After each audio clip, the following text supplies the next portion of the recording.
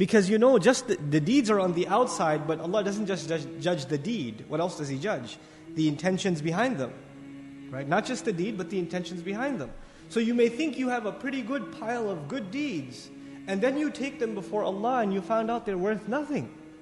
First you're shown your deeds though, then they're evaluated. Once you take them for evaluation, they're worthless. Right? Now, so what we learn from that basically is you have your deeds and then you have your intentions. And where are the intentions? They're in the heart, right? So Allah Azza wa Jal mentions in Surah Al-Zilzal, He mentions the deeds, لِيُرَوْا أَعْمَالَهُم. In Surah Al-Adiyat, what does He mention?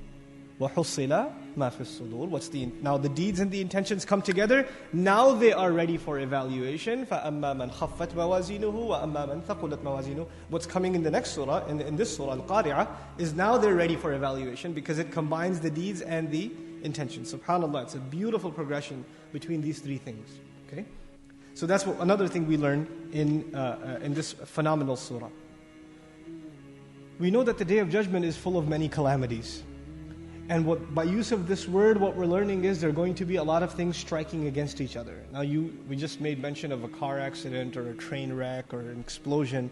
One thing strikes against another thing. Imagine everything is striking against everything. The sun is striking against the moon.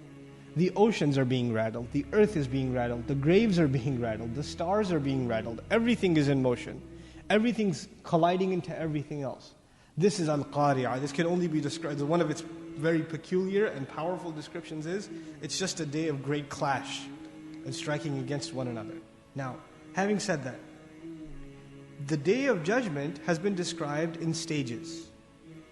And in one place in the Quran, Allah Azza wa Jal says, He talks about two times, the trumpet being blown, the horn being blown twice. Okay, once, and then a second time. And then in other places we will see soon in the Quran, this nufikha fi sur is mentioned a third time. Most ulama tend to agree that the blowing will actually occur 3 times. Based on the ayat of the Quran and the sequencing of them, this will occur 3 times. The first is this nafqat faz'a. In other words, when Allah Azza wa Jal commands the horn to be blown, there will be terror widespread on the earth. There will be absolute terror on the earth. And by this time, all the believers' souls are gone. And when it's blown, then, there's all this chaos and calamity. Wild animals are being herded together. And all this stuff is happening. Then another time, and when this time it's blown, death. فَصَعِقَ. Everybody just collapses and falls apart. Everything dies immediately. Then we don't know how much time in between the two, but then there's a third. And when this one's blown, what happens? Everybody comes back to life. And most mufassirun comment that this qari'ah, this rattling noise that's being referred to here, which is another terminology for nafkhatus sur, this is referring to the third, when we come out of our graves. That final one, that's what's being referred to. Why did this say it's the final one? Because in this surah, we get right to the judgment. And how can you get to the judgment unless it's the third one? Because the first one doesn't lead to judgment. The first one leads to the second to the third, and the third one to judgment. So because of that, most mufassirun comment that this is referring to that third one. By the way, other places, let's make quick reference, inshallah, at least. The blowing of the trumpet or the horn, where there's going to be absolute terror, is defined, for example, in the beginning of Surah Al-Hajj. Allah says, Ya ayyuhan nasu attaqu rabbakum inna zalzalata as-sa'ati shay'un 'azim. Have fearful consciousness of your master.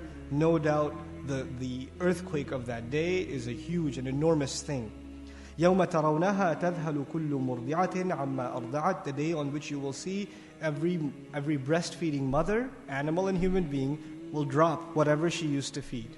Allah didn't even say she'll drop her child. He'll say whatever, as though she doesn't even remember what that is.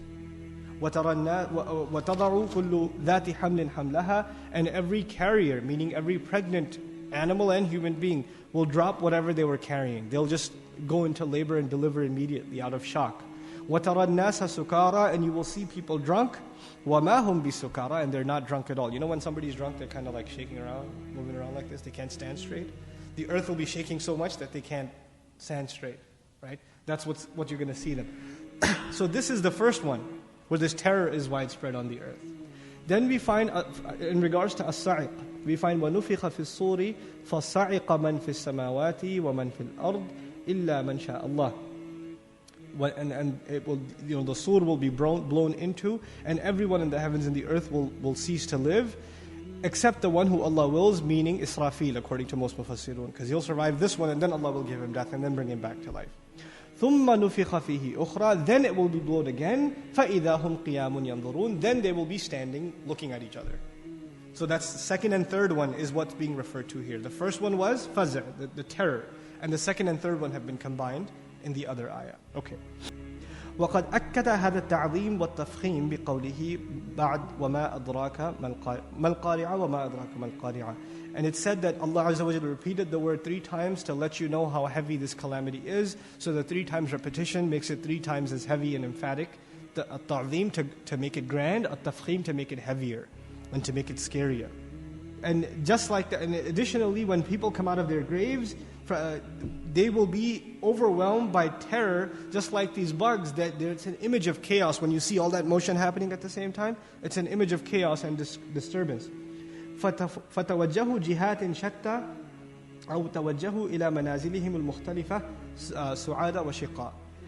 What he's saying is that they're going to be going in every which direction and eventually end up in one of two, the direction of happiness or the direction of calamity and sadness. وَالْمَبْثُوث مِنَ الْبَثْ وَهُوَ التَّفْرِيقِ. And mabthuth, the word mabthuth, which is an ism maf'ul, an objective noun, comes from the word bath, and it means division, distinction. So they'll be separated from one another. Even though they're together, they're also separated, which is an incredible thing. That on the Day of Judgment, we will be the biggest gathering ever of human beings. All generations of human beings are coming together at one point, and yet this will be the day you will feel the loneliest. You'll be the most alone. You'll be separated from everybody else. And this is described in further, more explicit detail. يَوْمَ يَفِرُّ الْمَرْءُ مِنْ أَخِيهِ وَأُمِّهِ وَأَبِيهِ وَصَاحِبَتِهِ وَبَنِيهِ. Right, in Surah Al-Ma'arij, وَفَصِيلَتِهِ الَّتِي تُؤْوِيهِ وَمَنْ فِي الْأَرْضِ جَمِيعًا ثُمَّ يُؤْوِيهِ. Right, so ثُمَّ يُنْجِيهِ. Right, he offers Allah everybody. He even says, separate me from my tribe in addition to my family.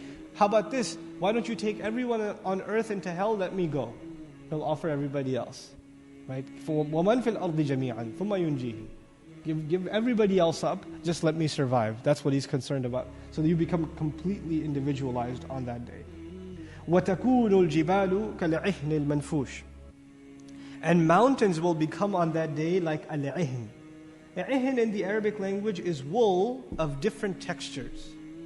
You have, and when you make wool in Arabic, it's not like they didn't have cotton really. All they had to work with was wool. It's not a society that had flowing cotton. Cotton was an import really. So when Allah makes reference to this kind of carding, usually it's associated with cotton, but in Arab society, the first thing that came to their mind was wool. So ahin is used, wool. And then Allah uses the word al-manfush.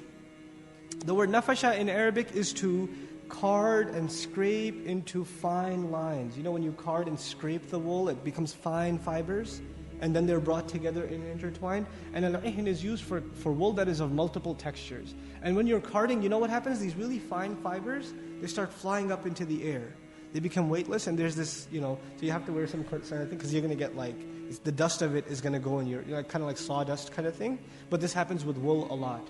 So Allah is describing mountains as this weightless thing that when it's scraped, it's almost like it's flying in the air, and the different textures of it implied inside the word al-'ihn benefits us in that mountains are of different colors, but they're going to be slammed together and scraped together to the point where, first of all, there's this different colored textured dust coming out of them, just like wool when they're scraped together, subhanAllah. And so we're learning that mountains will not stay in one place. This is a day when everything's changed. In this dunya right now, when you do good deeds, everybody around you says this is worthless. There's no weight to it. And when they see a mountain, the first thing to their mind is this is solid. Because their vision is that of what they can see, they accept. What they cannot see, they don't accept. But on the Day of Judgment, Allah Azza wa Jalla reverses this. And so the mountains become weightless, and your deeds are now heavy. They've been given thaqulat mawazin. What an amazing contrast in this surah. The thing, what will be weighed? There are different hadith and there are different texts in the Quran and Sunnah that allude to what will be weighed. Obviously, we know our deeds are going to be weighed. That's obviously there. Okay, the deed will be weighed, and we'll talk about that in more detail. Allah Azza wa Jalla, the hadith of the Messenger ﷺ allude to even persons being weighed. The Sahaba would make fun of a light-weighted Sahabi, right? Or his beard, he can't grow a beard. He's just got one hair. And he says, beware of his beard. Beware of that hair. It'll weigh heavier than the mountain of Uhud on the Day of Judgment. Right? So, I mean, there's alluding to a person's weight. I mean, even the Messenger alludes, sallallahu alaihi wasallam, in another narration, to a person who's very heavy set, but when he comes before Allah on the Day of Judgment, he won't weigh anything more than a mosquito. So there's the weight of a person. Then, of course, there's the weight of our deeds. There's the weight of our deeds. And some scholars even add to this the weight of our intentions. The weight of our intentions and our sincerity in our deeds.